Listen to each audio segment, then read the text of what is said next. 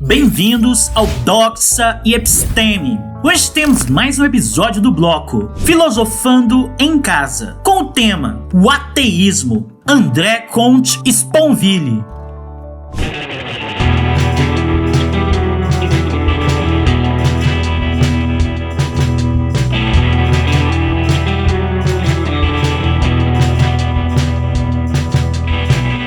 A fé salva, logo mente. Nietzsche. O ateísmo é um objeto filosófico singular. É uma crença mais negativa, um pensamento mais que se alimenta do vazio do seu objeto. É o que a etimologia indica. Esse minúsculo A privativo do imenso Theos, Deus. Ser ateu é ser sem Deus. Seja porque o ateu se contenta com não crer em nenhum, seja porque afirma a inexistência de todos. No mundo do monoteísmo como o nosso, podemos distinguir dois ateísmos diferentes. Não crer em Deus, ateísmo negativo, ou crer que Deus não existe, ateísmo positivo ou militante. Ausência de uma crença ou crença numa ausência. Ausência de Deus ou negação de Deus. Mas é bom evitar assinalar demasiadamente a diferença entre esses dois ateísmos. São muito mais duas correntes do que dois rios, dois polos, mas do mesmo campo. Todos os incrédulos podem, de ordinário, situar-se, hesitar, flutuar entre os dois. Nem por isso é menos ateu. Ou se crê em Deus ou não se crê. É ateu toda pessoa que escolhe o segundo termo da alternativa.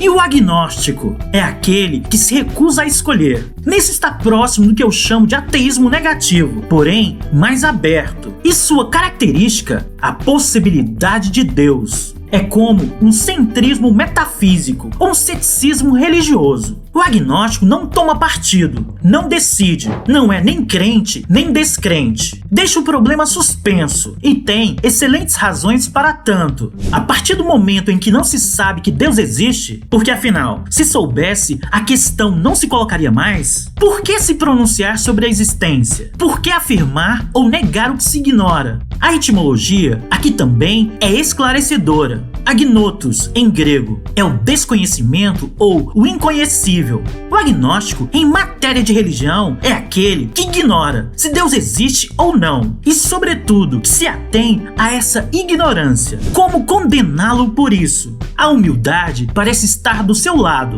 a lucidez parece estar do seu lado.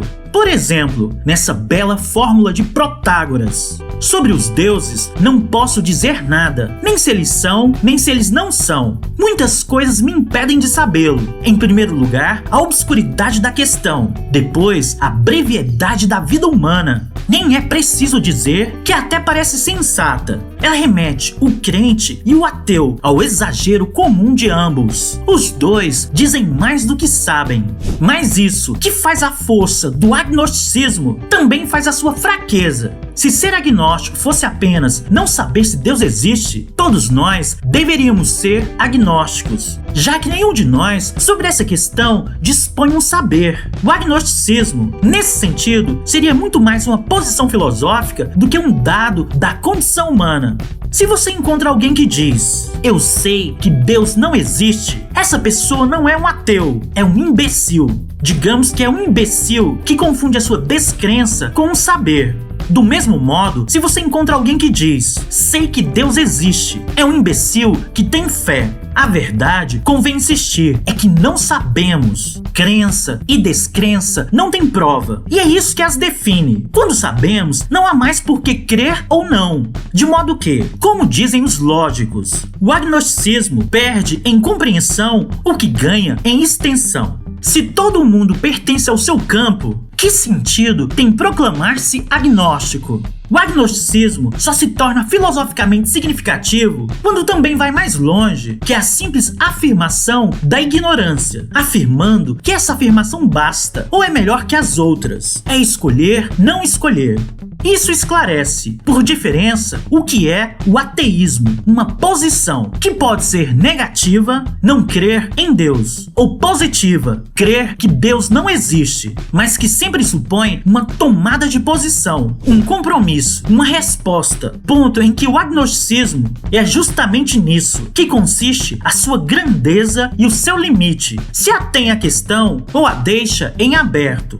O agnosticismo não toma partido, o ateu sim, toma partido contra Deus, ou antes, contra a sua existência. Porque não há provas, e os ateus neste ponto têm sido mais lúcidos que os crentes. Não há equivalentes na história do ateísmo, algo como as célebres e supostas provas da existência de Deus. Como provar uma inexistência? Quem, por exemplo, poderia provar que Papai Noel não existe, que os fantasmas não existem? Como provar, a fortiori, que Deus não existe? Como a nossa razão poderia demonstrar que nada a supera? Como poderia refutar o que, por essência, estaria fora de nosso alcance? Essa impossibilidade não nos fada, porém é tolice renunciar ao pensamento. Não há prova, mas há argumentos. E como sou ateu, gostaria de esboçar alguns. O primeiro é simplíssimo, é puramente negativo. Uma razão forte de ser ateu é, antes de mais nada, a fraqueza dos argumentos opostos, fraqueza das provas, claro, mas também fraqueza das experiências. Se Deus existisse, deveríamos poder vê-lo e senti-lo mais. Por que Deus se esconderia tanto assim? Os crentes costumam responder que é para preservar nossa liberdade. Se Deus se mostrasse em toda a sua glória, já não seríamos livres para crer nele ou não. Essa resposta não me satisfaz. Primeiro porque, se assim fosse, seríamos mais livres do que Deus. Como o coitado poderia duvidar da sua existência? Ou mais que vários dos seus profetas, que o teriam encontrado em pessoa. O que parece filosófica e teologicamente difícil de pensar. Depois, porque sempre há menos liberdade na ignorância do que no saber. Deveríamos, para respeitar a liberdade das crianças, renunciar a instruí-las? Todo professor assume o compromisso inverso, e todo pai. Os jovens serão tanto mais livres quanto mais souberem. A ignorância nunca é livre, o conhecimento nunca é servo. Enfim, e sobretudo, porque o argumento me parece incompatível com a imagem, hoje dominante, de um Deus Pai. Que eu respeite a liberdade dos meus filhos é evidentemente desejável, mas a liberdade deles é a de amar ou não, de me obedecer ou não, de me respeitar ou não, o que supõe que eles pelo menos saibam que eu existo. Que triste pai seria aquele que, para respeitar a liberdade dos seus filhos, se recusasse a viver com eles, a acompanhá-los e até a se dar expressamente a conhecer. A revelação. Mas que pai, para criar seus filhos, se contentaria com uma palavra dirigida a outros, mortos séculos atrás, e que só lhe seriam transmitidas por textos equívocos e duvidosos? Que pai remeteria seus filhos à leitura das suas obras escolhidas, ou das obras dos seus discípulos? Quais? A Bíblia, o Corão ou os Apanaches? Em vez de conversar diretamente com eles e apertá-los contra seu coração. Que pai mais esquisito, que Deus mais esquisito, e há pai mais atroz do que aquele que, quando seus filhos sofrem, ainda se esconde? Qual é esse pai que se esconde em Auschwitz, ou se esconde em Ruanda, e que ainda se esconde quando seus filhos sentem dor e medo? O Deus oculto de Pascal ou de Isaías seria um mau pai. Como amá-lo? Como acreditar nele? O ateísmo tem uma hipótese mais verossímil. Se não vemos Deus e se não podemos compreender por que ele se esconde, talvez seja simplesmente porque ele não existe. O segundo argumento é igualmente negativo, mas desta vez é menos empírico, por assim dizer, do que teórico. A principal força de Deus para o pensamento é explicar o mundo, a vida, o próprio pensamento. Mas do que vale essa explicação quando Deus, se é que ele existe, é por definição inexplicável? Que a religião é uma crença possível, não desconvenho. Que é respeitável, nem preciso dizer. Mas eu me interrogo sobre o conteúdo do seu pensamento. O que mais é uma religião, senão uma doutrina que explica alguma coisa que não compreendemos? A existência do universo, da vida, do pensamento, por meio de alguma coisa que compreendemos ainda menos, Deus. E o que pode valer, do ponto de vista racional, essa explicação, que é o asilo da ignorância, como dizia Spinoza, e temo que isso se aplique também ao Deus dele. Deus, isto é, uma substância constituída por uma infinidade de atributos, cada um dos quais exprime uma essência eterna e infinita, e existe necessariamente. É o que podemos ler na Ética de Spinoza. Mas o que sabemos de um Deus assim e dessa infinidade de atributos infinitos? Nada, a não ser o que se assemelha a nós ou nos atravessa, a extensão, o pensamento. O que, é claro, não faz um Deus. Mas então, por que acreditar nele? E Freud tem razão aqui. A ignorância é a ignorância. Não poderia derivar dela nenhum direito a crer em alguma coisa. Ou antes, temos o direito de crer, o que não pode fazer às vezes de conhecimento. Aqui temos a glória do pirronismo. A ignorância não poderia justificar nenhuma fé, nenhuma razão. Tratando-se de Deus, poderia suprimir a ignorância. Mas então, explicar o que quer que seja por Deus e a fortiori pretender tudo explicar é não explicar nada. É substituir uma ignorância por outra. Para quê? Não sou ateu, dizia-me um amigo. Creio que existe um mistério. Ah, essa é boa. Para ser ateu, seria preciso não reconhecer isso? Seria preciso pretender tudo saber, compreender tudo, explicar tudo? Isso não seria mais ateísmo, e sim cientificismo, e sim cegueira, e sim tolice. Mesmo que pudéssemos explicar tudo no universo, e então o longe disso, restaria explicar o próprio universo, o que não é possível. Depois restaria julgar, agir, amar, viver, enfim, coisas que nenhuma ciência poderia nos bastar. Ser ateu não dispensa de ser inteligente e lúcido. É o que diferencia o ateísmo do cientificismo, que seria um ateísmo bitolado.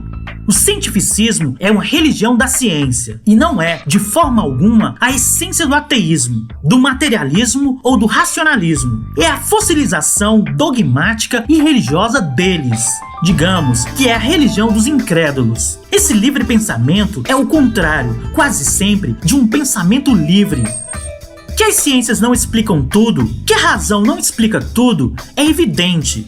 Existe o desconhecido, existe o incompreensível, existe o mistério e sempre existirá. Ao negar isso, os cientificistas com certeza estão errados. Mas com que direito os crentes poderiam querer se apropriar desse mistério, reservá-lo para si, fazer dele uma especialidade sua? O fato de haver mistério não dá razão à religião e muito menos desautoriza a razão.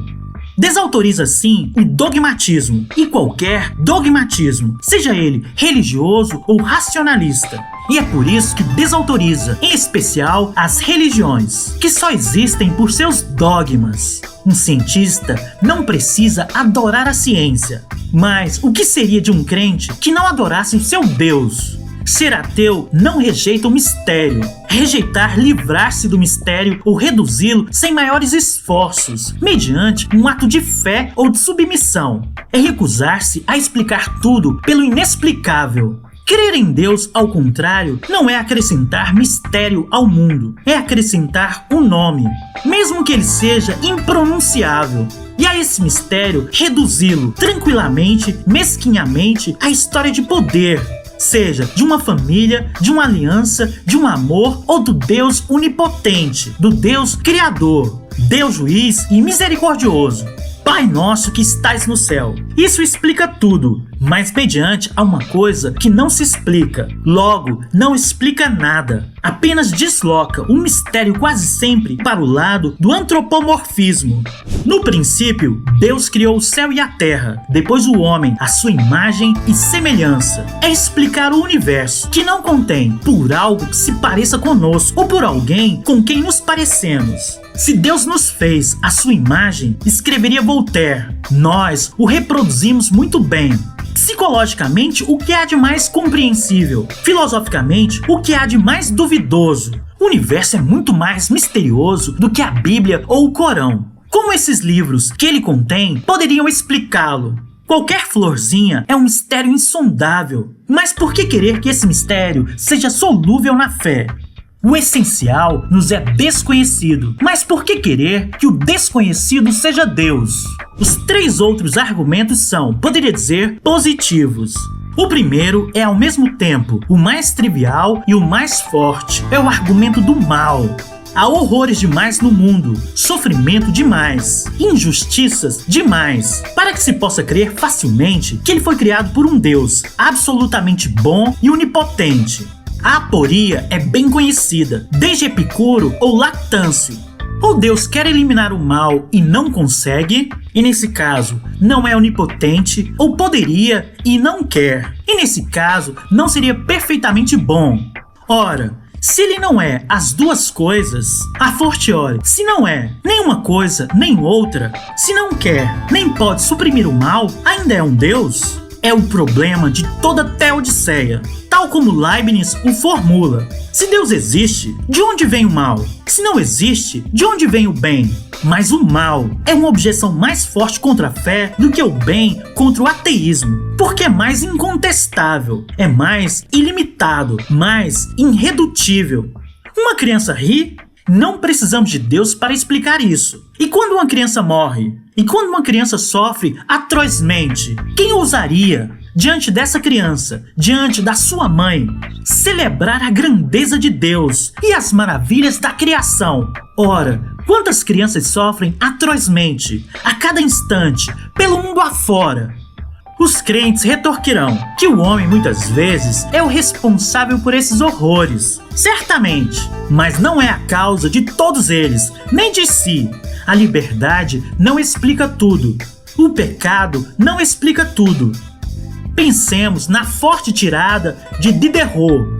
O Deus dos cristãos é um pai que dá enorme importância às suas maçãs e muito pouca a seus filhos. Isso também vale contra o Deus dos judeus ou muçulmanos. Isso vale contra todo Deus, supostamente de amor e de misericórdia. Mas como? Sem isso, seria ele Deus? Por que aceitar dele, mais uma vez, o que não toleramos de um pai?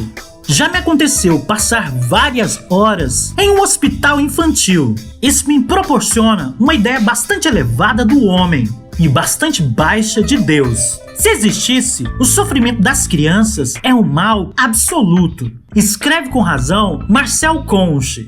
Um mal que basta para impossibilitar toda e qualquer teodiceia. Quantas atrocidades que nenhum erro poderia explicar nem justificar. Quantos sofrimentos antes do primeiro pecado, quantos horrores, inclusive antes da existência da humanidade. Que Deus é esse que abandona as gazelas aos tigres e as crianças ao câncer? O segundo argumento é mais subjetivo e eu o apresento como tal. Não tenho uma ideia muito elevada da humanidade em geral e de mim em particular para imaginar que um Deus tenha podido nos criar. Seria uma causa grande demais para um efeito tão pequeno.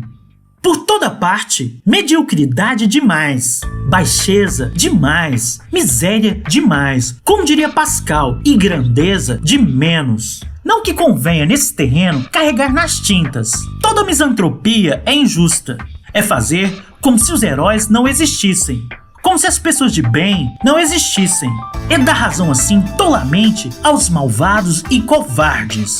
Mas enfim, os heróis também têm seus lados vis, o que os torna humanos. Do mesmo modo que as pessoas de bem têm as suas fraquezas. Nem uns nem outros necessitam de um Deus para existirem ou para serem concebidos. Basta a coragem, basta a gentileza, basta a humanidade. E que Deus, inversamente, para justificar o ódio, a violência, a tolice, que são incontornáveis. Deixando de lado os monstros e os canalhas, o simples conhecimento de si, como viu Bergson, leva a lamentar ou desprezar o homem, muito mais do que admirá-lo. O homem é egoísta demais, é vaidoso demais, medroso demais, coragem e generosidade de menos, amor próprio demais. Amor de menos. A humanidade é uma criação tão irrisória. Como é que um Deus poderia querer isso? Há um narcisismo na religião. Em toda religião. Se Deus me criou, é que eu merecia ser criado. E é essa uma razão de ser ateu. Crer em Deus seria pecado de orgulho.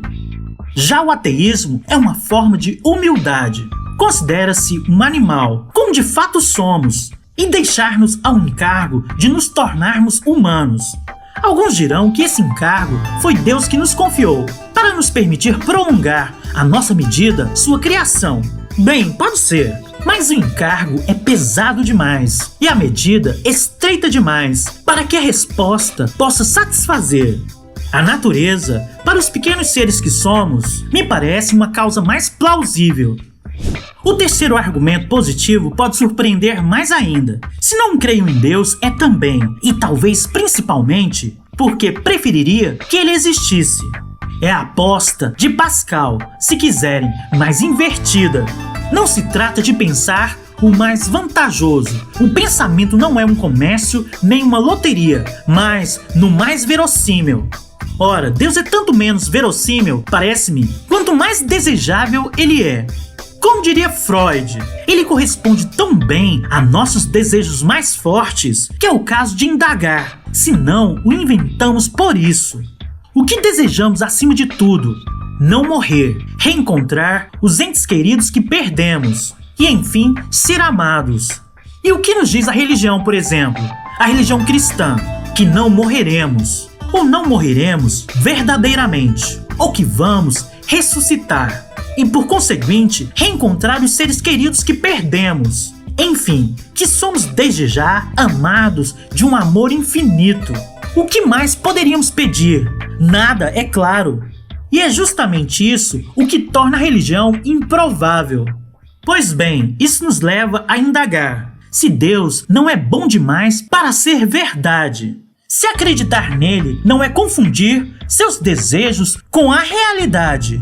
Em suma, se a religião não é simplesmente uma ilusão, no sentido que Freud dá a esse termo, não necessariamente um erro. Pode ser, repitamos, que Deus exista, mas talvez seja apenas uma crença derivada dos desejos humanos.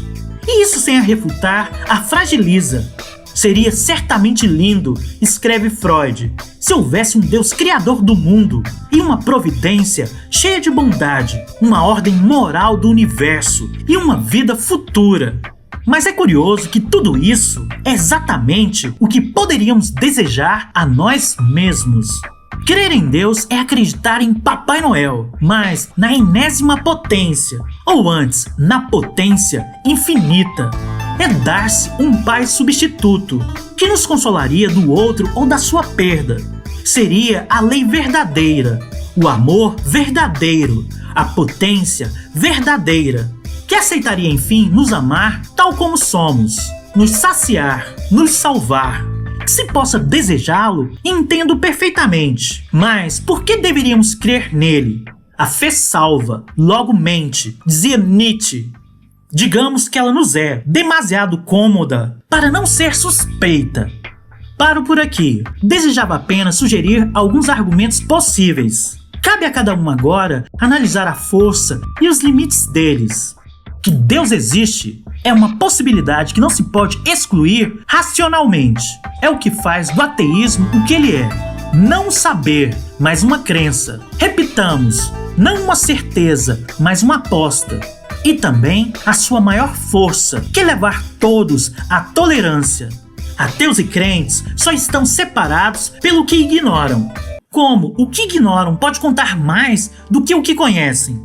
Certas experiências da vida, do amor, da humanidade sofredora e corajosa.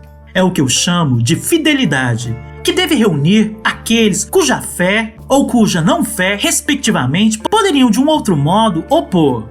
Seria uma loucura matar uns aos outros pelo que se ignora. Mais vale combater junto pelo que conhecemos e reconhecemos. Certa ideia do homem e da civilização, certa maneira de habitar o mundo, certa forma de olhar para o mistério. Porque há algo em vez de nada. Certa experiência do amor e da compaixão. Certa exigência do espírito.